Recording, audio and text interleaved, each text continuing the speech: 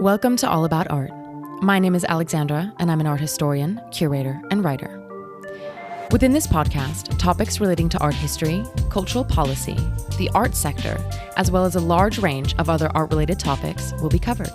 Conducting critical discussions, having entertaining exchanges, or just enjoying some relaxing chats, All About Art is where you'll find it all.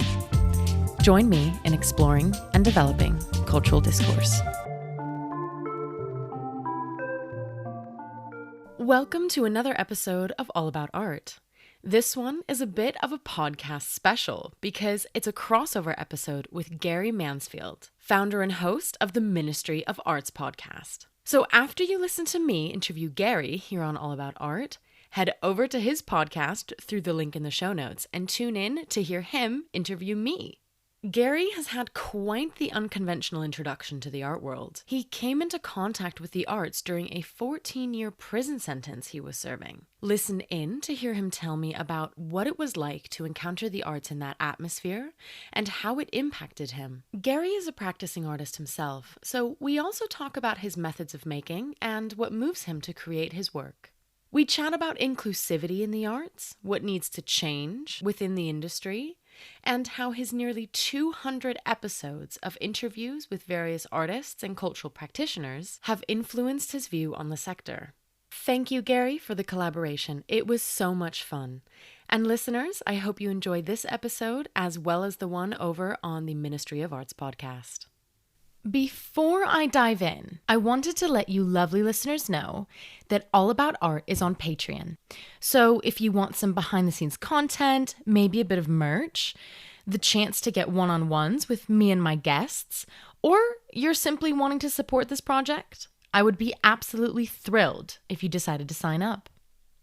You can do so through the link in the show notes. I also wanted to say thank you to those who have already signed up. Your support means the world, and it makes the further production, improvement, and growth of the podcast possible. And for that, I'm incredibly grateful. And now, on to the interview. Gary, thank you so much for sitting down with me today. You're welcome. I am going to start off with my first question about your background, because you've had quite the unconventional path that has led you into the arts. When did you start getting involved in the sector? I had no involvement in art as a child, as a teenager, or into my early 20s. I discovered art during a prison sentence that I was serving for drugs. It was a long prison sentence. And I just went in the art class purely to leapfrog myself up the list to get into the computer class in the prison education department. Fell in love with art. We had a brilliant tutor. He was really fun, great to be around, and made me want to be interested in art. And that was how I got involved.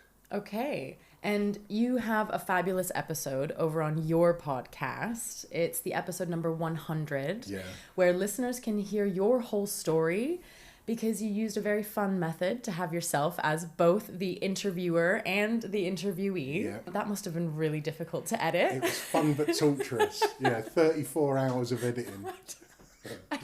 That just makes me shiver. And but I don't want to repeat all too much through my questions here, and I will link that episode in the show notes for listeners to have access to.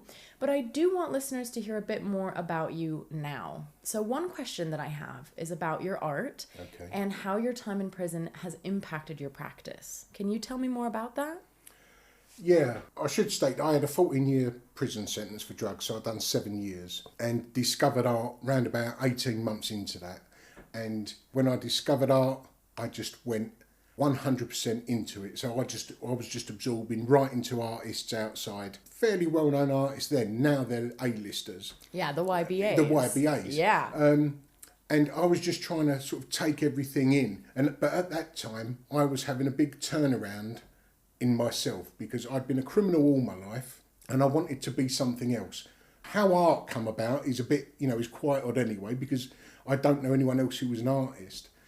So I was having quite a big change from myself, turning into an honest person, which was quite strange, which involved me looking at myself, literally looking at myself in the mirror, stripping away all the points that I thought were bad and trying to replace them with good. and doing that on my own because everyone else around me was bad. It was quite a weird thing. But to get back to your question, when I got released and started my degree, I was using art just about to tell about the feelings that I was that I had inside at the time.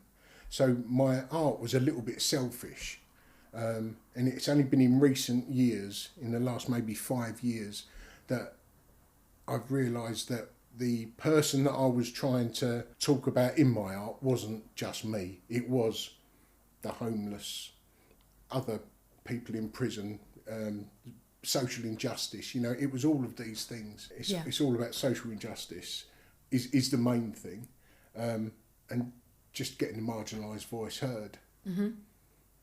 And there is one body of work in particular that I found that I'd like to speak about, and that is the Time series. Okay. The ink on paper that deals with barbed wire as subject matter. I'd love for you to tell me a bit more about that as well. After I finished my BA, I started an MA. Had to stop that because a family come along, and I started work, and worked for several years, pushed art out of my life, then come back into art. And I wanted to create large installations. That's where I always was, or large projects at least. And I knew I wouldn't be able to fund that while I was at work.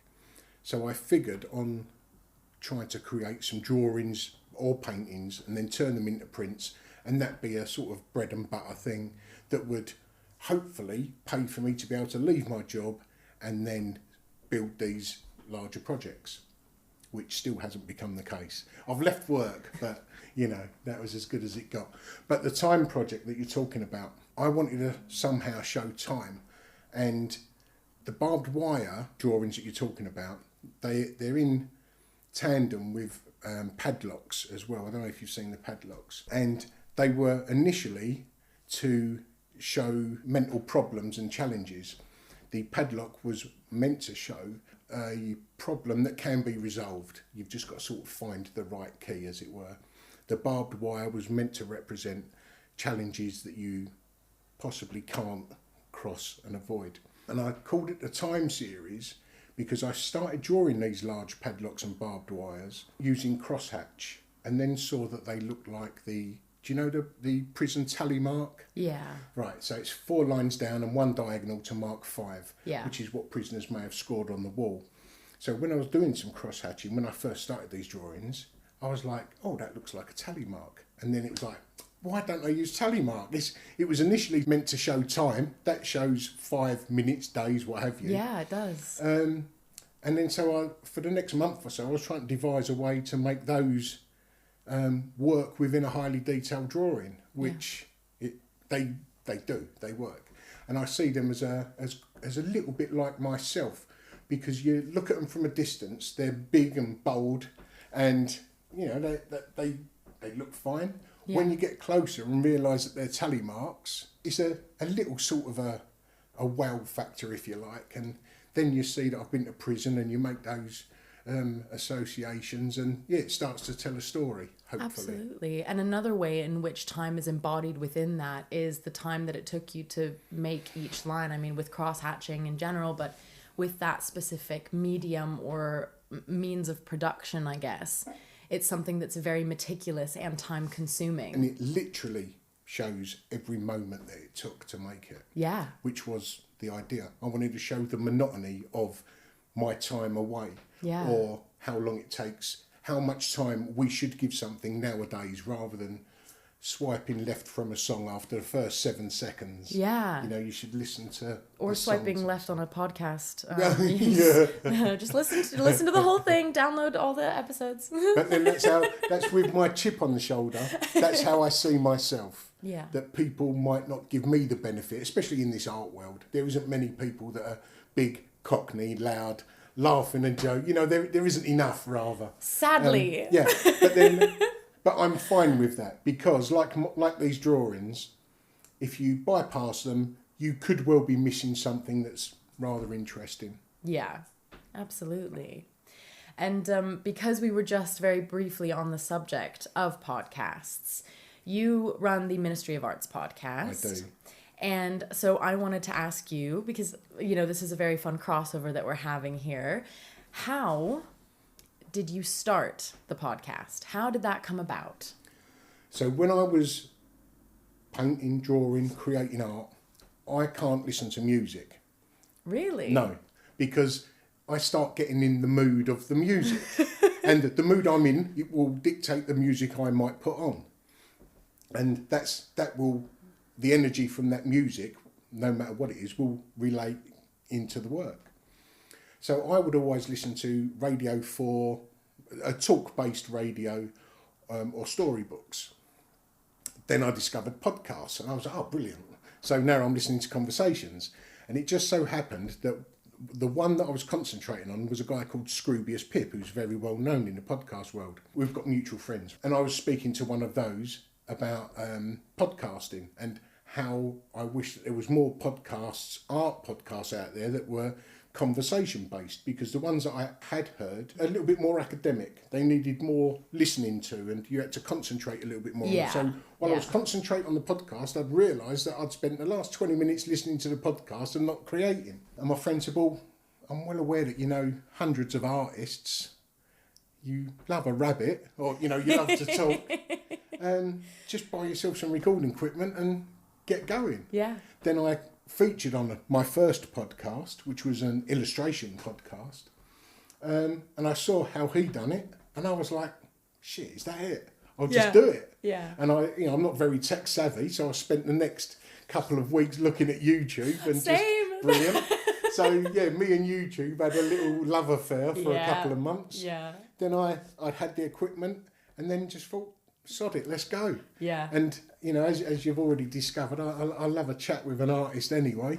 So I just sit down, press record, and go. Conversation. It's such a low barrier to entry, I guess, in the podcast world. And I mean, we were talking about this earlier, but just, to repeat again for listeners, it is a lot of time and effort that goes into these. Yeah. But when you start them, I mean, you can buy equipment for, these microphones cost 70 quid each.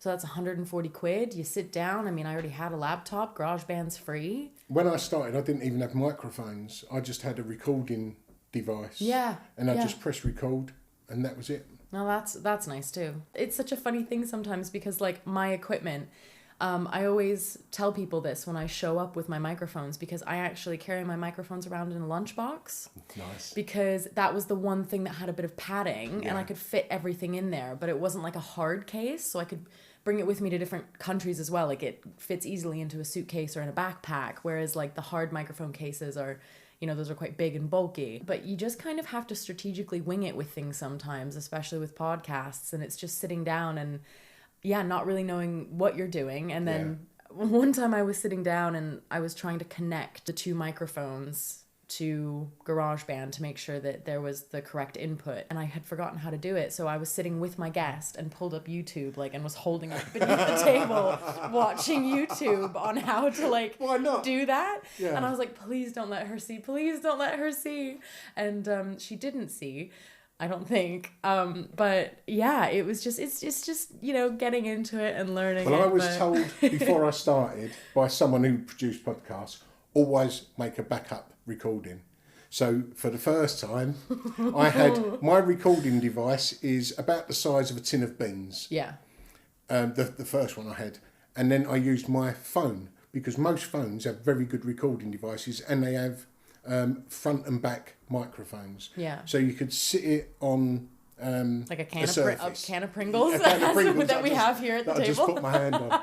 So you can put it on there, and that is absolutely fine. Yeah. Because my first episode, it turns out I didn't realise that memory cards have a certain class. And I just bought a memory card, put it in, pressed record, and record on my phone. And I recorded 4 podcasts in the first day. And the first 3 recorded for 57 seconds. No. Yeah, but the thing is, when I come away from the first one, I pressed play and heard the first 10 seconds and thought, yep, that's fine, turned it off. Same with the second, same with the third, got home, and for whatever reason, 37 seconds on every one, because I had the wrong memory card in. But I took someone's advice and I had it on my phone. Oh my goodness. So that actually happened to me. in an episode, a few episodes prior to when yours is going to be released. And we were sitting in a gallery where we were recording, and my computer started to act up because of my memory. And so I've started to sort that out using external hard drives and Dropbox and all that. However, the recording kept stopping, and then I kept starting again, and it seemed to work. But then when I went to go save it, half of my audio files were corrupted. Oh. And so maybe I shouldn't say this because it's kind of a secret. However, you edit so it can come out. Well, yeah, exactly. But all of her audio was still there. And so I re-recorded myself at home at 11 at night talking into the microphone as if I was in the room with her. Which is how I've done my 100th episode. Yeah, exactly. And it sounds like, it actually doesn't sound all that bad, but like I know that I was sitting in my room going, ha ha ha, that's so funny. Like, and I was completely alone, like almost having a mental breakdown. But yeah, so sometimes it can be tough, but maybe I will take that lesson and start doing a second recording. Well, as you mentioned the 100th podcast, and we just mentioned it there. Yeah. For the 100th episode, I discovered by that point that although I don't ask other people to contact an artist for me, I've contacted pretty much all of them myself. I'm aware that if I was to ask someone to make a phone call, I can get possibly any artist in the country is only 2 phone calls away. You know, me ask someone who asks someone, you know. So I figured I could get anyone. So I put a thing out on social media, who should I have for the 100th episode?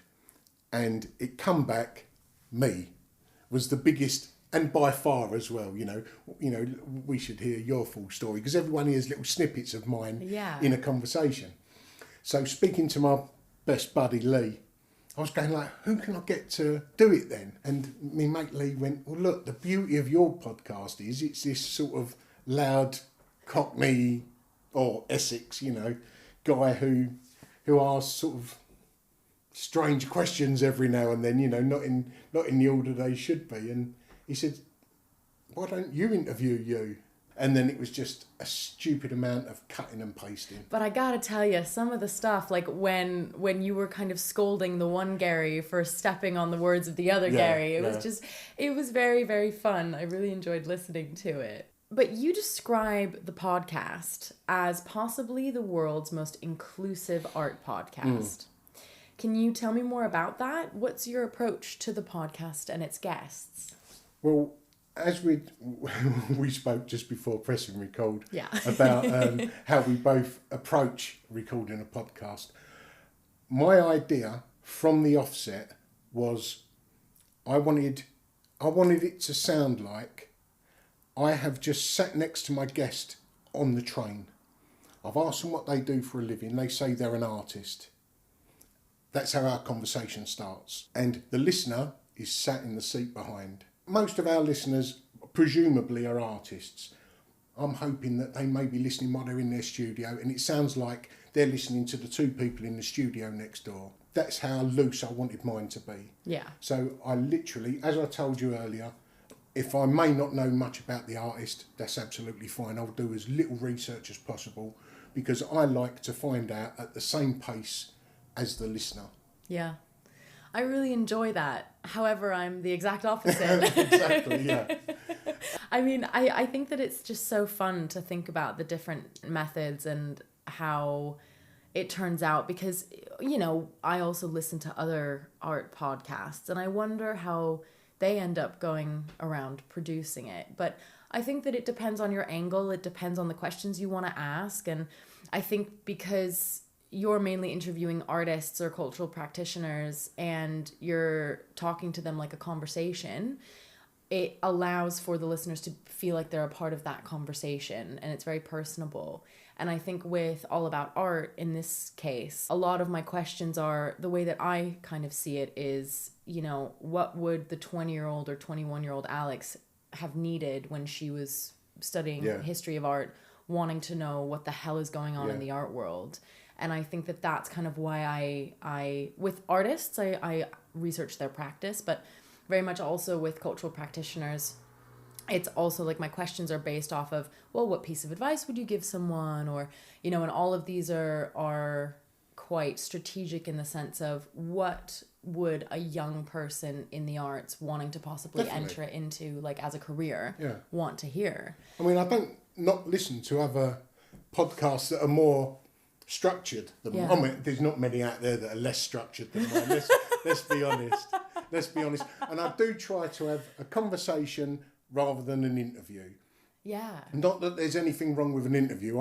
I've not chose to go this way because I dislike anything else. Yeah. I've chose to go this way because this is the way that I like to talk to artists. Yeah, it feels the most natural for you. Yeah, and it comes across that way. That's why I do as little research as possible, because the amount of times I've sat with an artist or anyone, and especially since I've been doing a podcast, but I've walked away from a person that I may have spoke to on the bus or at a gallery, in a bar, in a queue waiting for a cup of coffee, and I thought, fucking hell, I wish I had my recorder with me, because that was just that could have been a great little conversation. If I would have said to them, you know, in the queue at the coffee shop, do you want to drink that in here? And we just have a chat. Yeah. And then press record.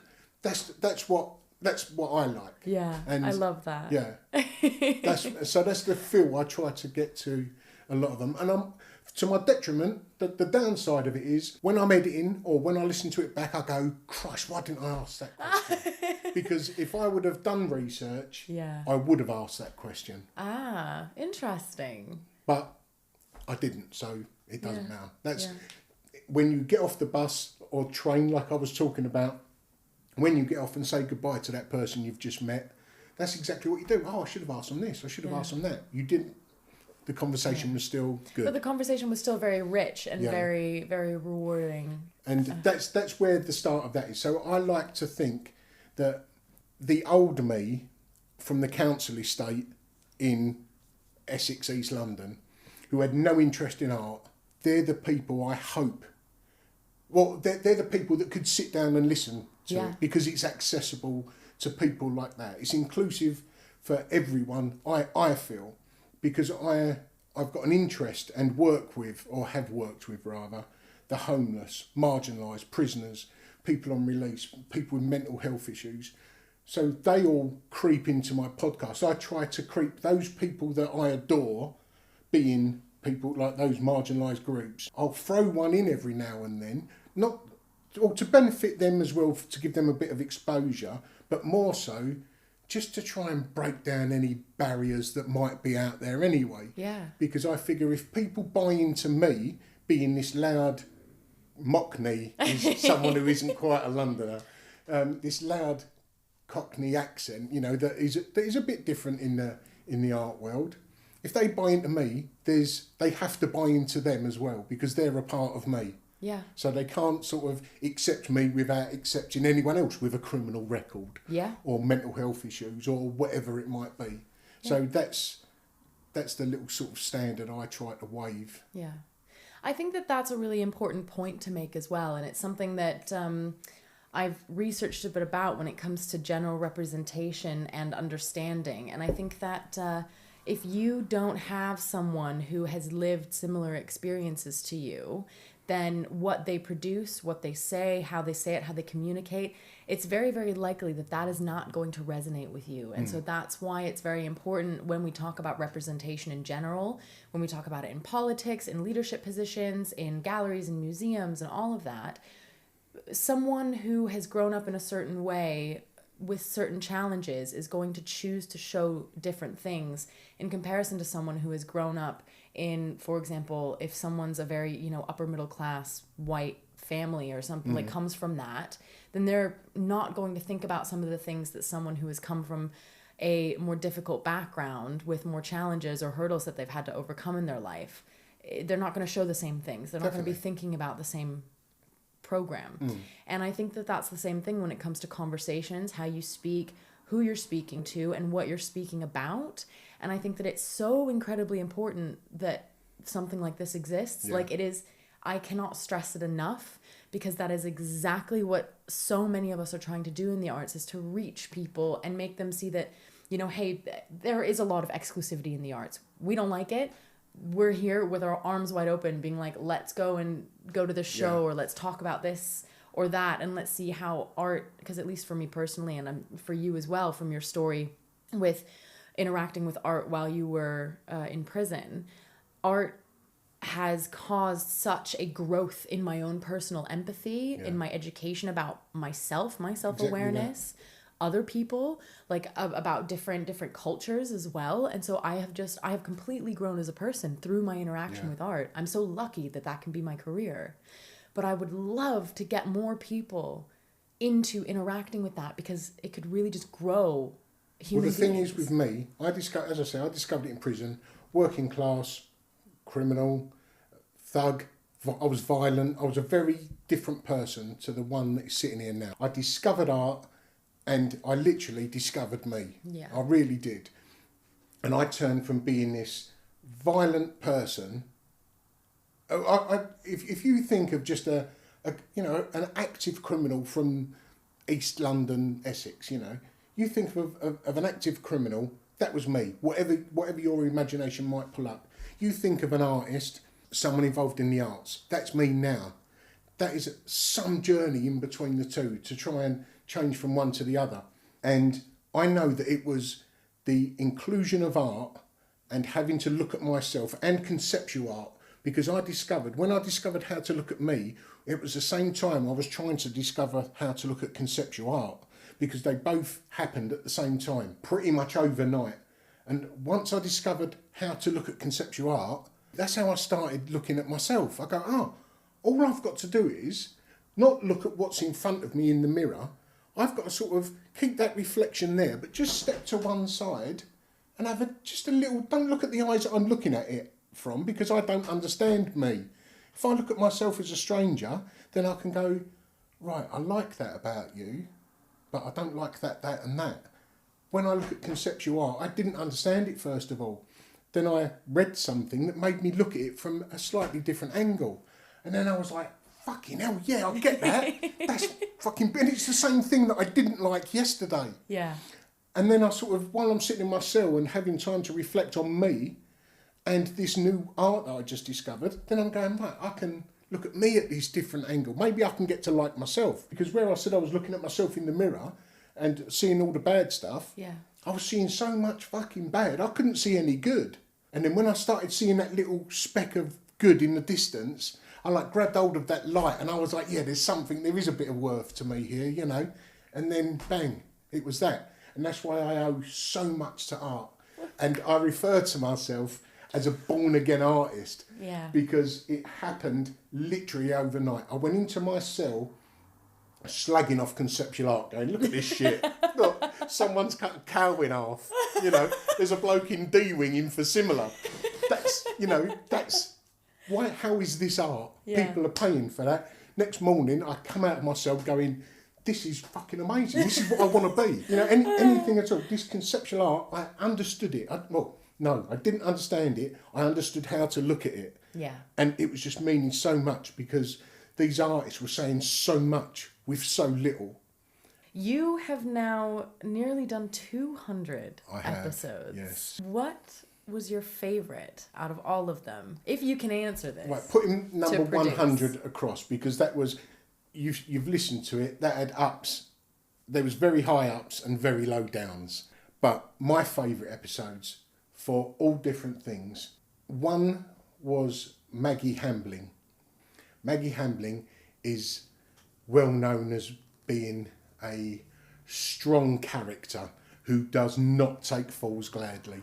She will literally tell TV presenters to fuck off on telly. She does not. She's like, do you know Marion Margolyes? No.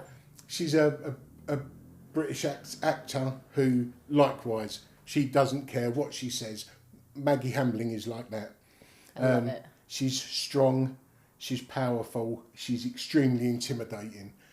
And I saw her at an art event and thought, oh my God, there's Maggie Hambling. I love Maggie Hambling. I don't want to talk to her in case she hits me. But I went up to her. And this was an art event for a charity that I am a trustee of.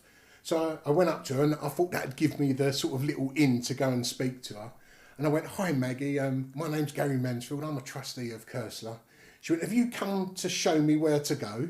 I went, no, I just saw you across the car park. She went, well, why are you talking to me then? And I just thought, oh, brilliant! I've just been verbally abused by Maggie Hambling. If it goes no further than that, that's made my day, you know. But I was persistent, and I knew that she was friends with people that I know, so I threw a few of their names in. And because I was persistent, I asked her a few times. I mentioned about my podcast. When I had made common ground with her about this mutual friend, her friend and someone that I know and have been associated with, that seemed to tone her down a bit. When I threw in about me being in prison, and I was well aware that Maggie Hambling loves a scallywag. So then she turned to me, and I thought, right, that's it. The owner of this place was trying to pull her away to introduce her to someone. And I said, Maggie, I've got an art podcast. Will you come on it? And she just looked at me, and then she went, here's my number, and give me her phone number and said, like, you know, let's sort something out. And I still wasn't sure pre-recording, because she just gives short, dark answers. And then there was just a little glint of something, and I thought, this is a front here. I'm sure, you know, when you're in prison and you're around personalities all the time, you tend to sort of see what's transparent in their personality or what's opaque, you know. And I thought, there's a little something there. I don't think she's as mean as, you know, as she makes out. It could be to my detriment, but we started recording, and even at the end, I said, I told her about what some people had said, and she said, well, what do you think of me now? I said, well, I still don't know now whether you love me or hate me. And then she just put her arm around me, pulled me into her, and she went, I fucking love you. Oh. And then I was like, yes, I'd done it. And then more recently, that was episode 51. Okay. So it was a long time ago. And I've interviewed many different people in between. But recently, there's another artist, episode 174, was a guy called Dion Kitson. He worked under Gavin Turk for a while, and they could be mistaken for being, or they could sit very well in the same gallery. And Dion is from a working class background, and we just sat down and talked, and I'd wanted to speak to him for a while, and it was just the way he speaks, the way he cares about people, it just really touched me, you know. And yeah, I can't put my finger on what it was, but for me, whether it was for anyone else, for me, that was one of my favourites. Amazing. Well, I'll make sure to link those in the show notes and also listen to them.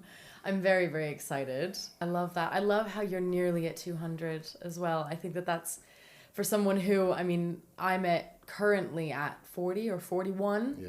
And so just thinking about how that can grow and how much it can become, I think it's just amazing. But then yours are every fortnight. Yeah. Mine were every week. Yeah. If I do bonus episodes as well, which are shorter ones, which might be for a charity or to publicise an event or what have you. If I include those, it's about 230 or something. No, 220 or something like that. Yeah. Wow. So, do you have any idea what you're going to do for your 200th? Are you allowed to say anything about that? Well, I've just last night asked someone, as I say, I don't ask someone to ask someone, but I figured for my 200th, I will ask someone to ask someone. So I did yesterday. Okay. Are you... No, I'm not telling you, madam. I had to try. Well, if it doesn't come off, I can just make an excuse. You know, no one knows I have asked them. Fine, okay. Oh, man. And I have a penultimate question. And this is something that, you know, we were talking about a bit earlier, maybe when it has to do with accessibility. I don't know. But what is something that you think needs to change within the art world? Accessibility, really. Yeah. Inclusion. I know it's more and more easy. The thing that gets me, when I speak to people, I do a lot of art talks to people who aren't part of the art world.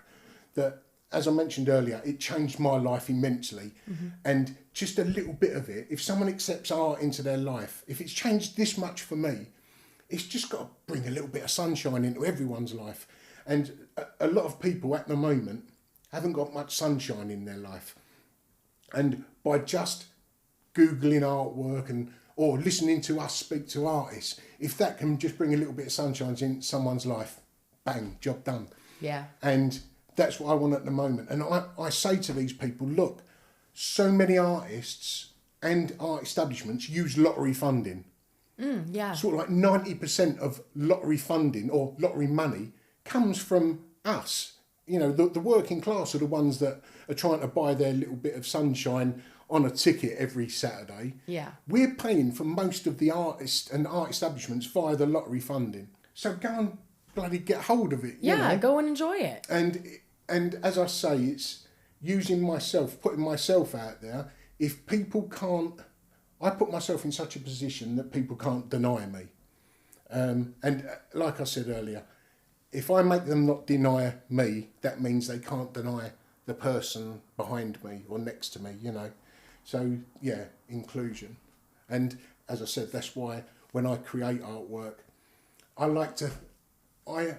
my podcast and my artwork, I always have Hogarth in the back of my mind, because you can have someone who's uninterested in the art world from a council estate, or you can have the highest academic. They can both look at that artwork, and that, for me, I think that Hogarth sort of pulls all of those apart. Everyone from the top to the, no, not top to the bottom, from the left to the right can look at a Hogarth, and that's what I hope that I try to.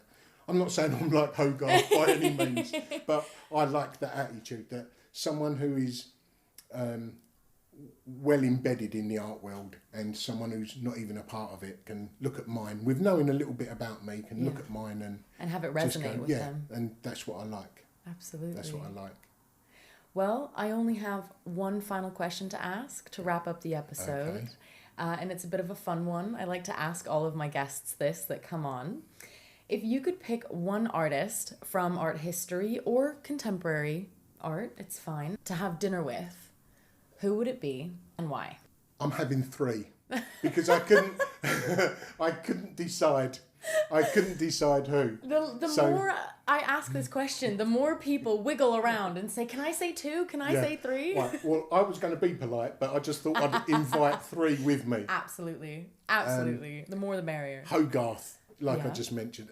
Yeah. Francis Bacon. Yeah. And the last one is one of your favourites I'm aware of, Caravaggio. Oh, yeah. They've all got... I think that all 3 of those artists, albeit from separate times in history, I think they could all sort of sit down and either have a great conversation or a big fight. I was going to say that. It might not end well. No, but what a bloody interesting conversation that would be. I might be the barman and be away from the table. Exactly. And just coming over with gin for all of them, or wine. And try to duck if glasses fly. But that's I couldn't decide for them 3. Oh, probably Francis Bacon out of those 3. All of them, because he was one of the first artists I fell in love with, you know. Yeah. So yeah. That's probably who it would be. Amazing. Well, that concludes all of my questions and thus also the interview. So, Gary, thank you so much for coming on the podcast. You're more than welcome. And that is it for today on All About Art. If you enjoyed this episode, please leave me a rating or a review, as it helps more people discover the show. Also, feel free to share with your friends, or if you share on social media, tag me and get in touch. Thank you so much for listening.